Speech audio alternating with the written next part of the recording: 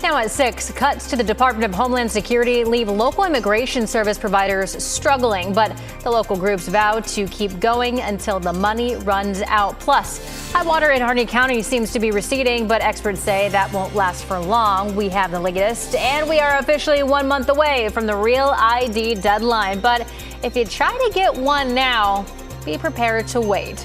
KGW News at Sunrise starts right now.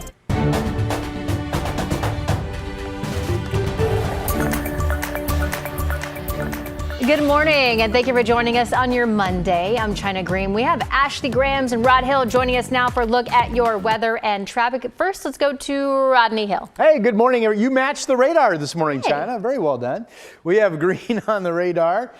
This is a day that we'll see just numerous showers coming and going, so there will be some breaks, but we're also including the chance of some heavier rain pockets with some hail and rumbles of thunder. I mean, right here out east of the Dalles, there's a big batch of heavy rain that's just kind of blown up in the last 30 minutes.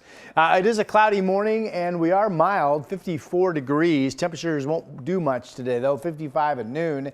The rain at times and 58 degrees at 5 p.m. Here's Ashley. And it is a bit of a rainy commute this morning. We'll start on the interstate bridge that you can see traffic rolling right along this morning. We'll take you out east to Interstate 84 at 67th. Definitely plenty of elbow room out there as well. And on Sunset Highway at Jefferson, I do want to give you a warning. If you commute here on Sunset Highway, we are seeing some planned lane closures. They're going to start at 8:30 this morning right around this exit. I'll have more on that coming up in about 15 minutes. China? Ashley, thank you. Today, McNary High School will be on a 2-hour delay for what it's calling necessary yet unforeseen circumstances. So here's a look at today's bell schedule we got.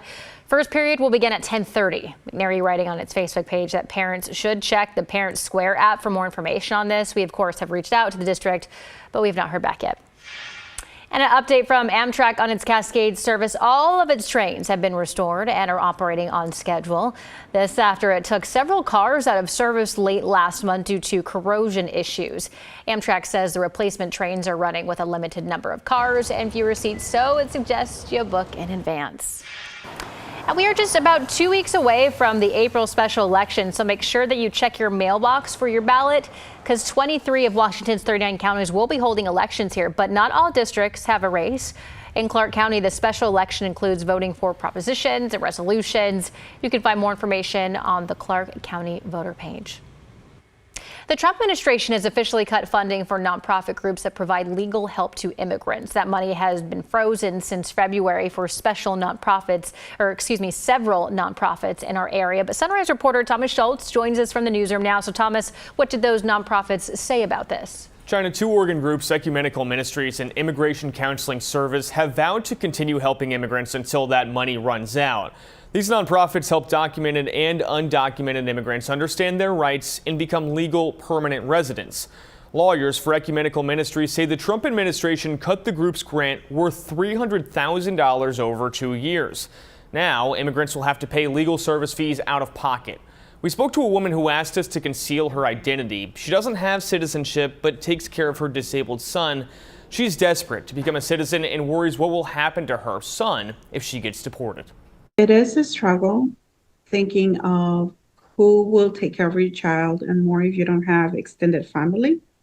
I have a lot of friends, but they already have too much on their plates to do that. So it is hard. The Trump administration has touted its immigration policies. Illegal border crossings have plummeted since Trump took office.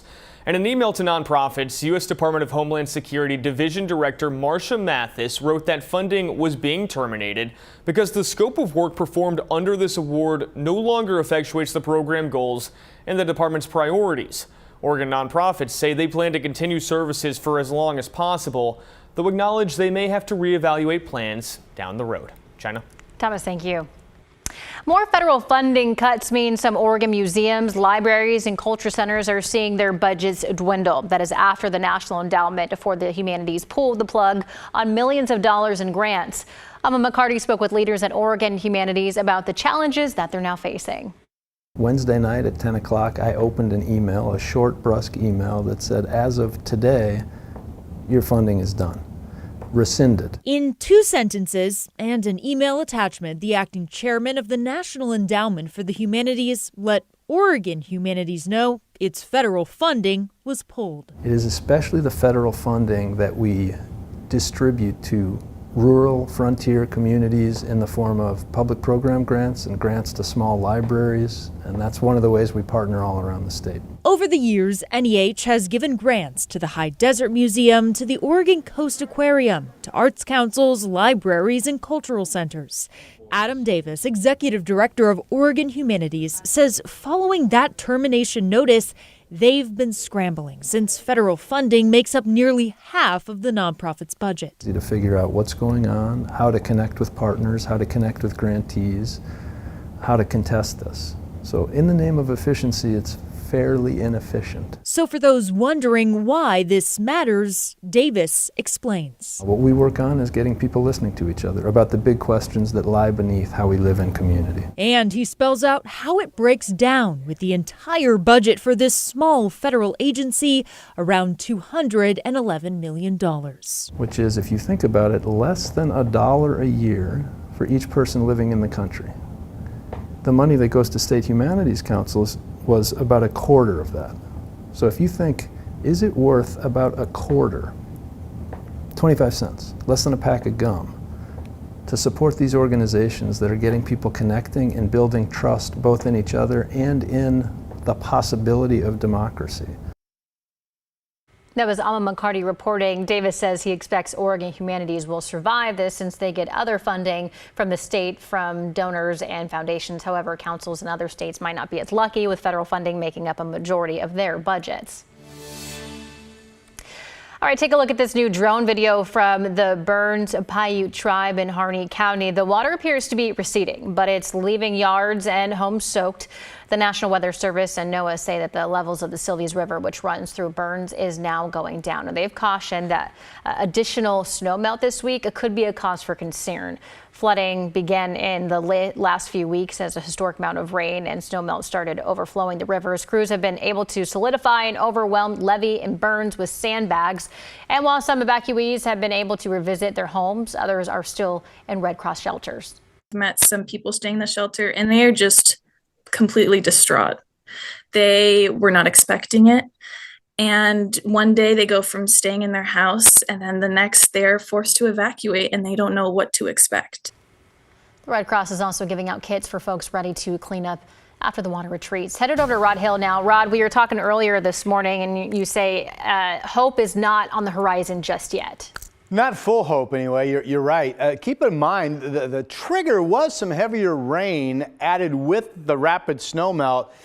This was 2 weekends ago, so this has been going on for a while. Now, as you saw in the pictures, good news, at least at this moment, the river's back down at Silvies River 2 feet below flood stage, but with more snowmelt expected, as mentioned, this is Wednesday, back up to about a half a foot above flood stage, and basically, for the remainder of this week and maybe much of next week, that river is going to be just kind of bouncing or wobbling right around flood stage levels. I've been following this carefully, and I think unless we get some big rain event that we're not expecting at this time, it's reasonable to say that the worst is over, but the high water level of the river will continue to produce some high water spots, as I mentioned, throughout this week and possibly throughout much of next week as the snowmelt season is, full on right now. All right, big low offshore here out in the Pacific, locally producing just bands of rain working themselves through our area. And everybody does have rain in the forecast, including showers down in Harney and Malheur counties down in southeastern Oregon. There are the clouds over the city, some breaks in the cloud cover. We have showers. We're at 54 degrees. Didn't cool last night, won't warm up much today either. Most of us are in the 50s currently, including 51 in Gresham and 52 in Wilsonville. And there's a similar number, 52 in Salem and 51 degrees in Kaiser. Futurecast just shows showers through the morning commute, so rain jackets up and expect wet roadways and certainly the chance that you could find yourself driving through a heavier rain pocket. We are including in the forecast the chance of some rumbles of thunder and some hail out there as well. And again, everybody has at least shower activity in their forecast. And from Burns to Pendleton to the Dalles to Tillamook to Salem, high temperatures statewide expected to be right about 50 degrees today. Here's our 7 days. So yesterday was day one of what's basically a 3-day little rain episode. Today and tomorrow will be day 3, and then we'll become dry tomorrow overnight. All dry Wednesday, 66, a nice day. We expect to get some decent sun. And then dry Thursday morning. Later in the day, Thursday, showers develop with the arrival of a weaker system. May or may not see some showers on Friday. Pretty good day overall. Showers pick up Saturday, and right now current timing shows a dry Sunday. So this is a very typical April 7-day forecast. Thank you, Ron.